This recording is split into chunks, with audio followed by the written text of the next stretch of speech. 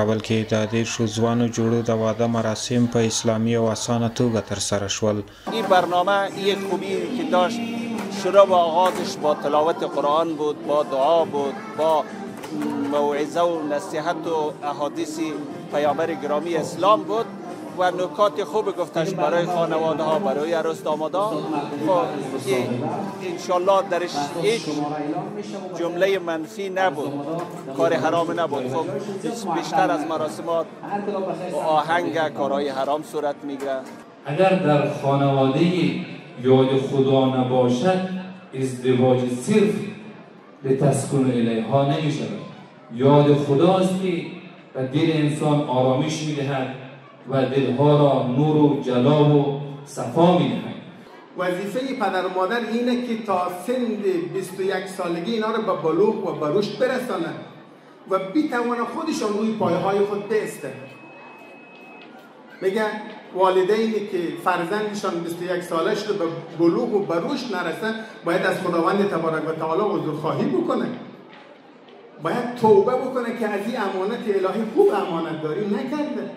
این محفل هم که به مناسبت 30 عروسی و وصال 30 زوج جوان برگزار شده است و اون هم در این روز فرخنده مانند میلاد پرمیمنت فاطمه زهرا سلام الله علیها د امام جعفر صادق د علمي او کلتوري بنسټ له لوري 10 تنه هغه ځوانان چې اقتصادي ستونزې لرلې د واده مراسم یې په ډلهییزه توګه ترسره شول.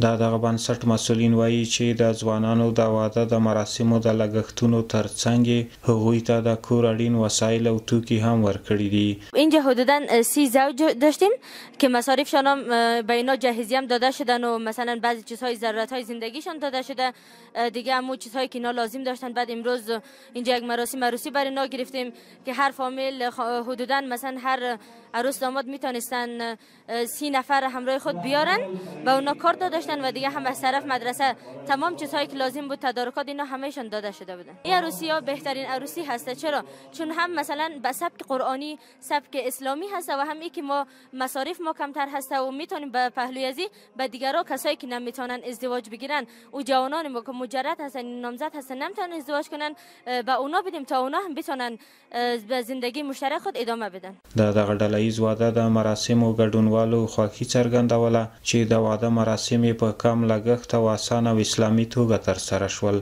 هغوی له نورو کورنیو هم غوښتنه کوله چې په ودونو کې د له بې ځایه لګښتونو ډډه وکړي او په اسلامي او اسانه توګه د ودونو مراسم ترسره کړي.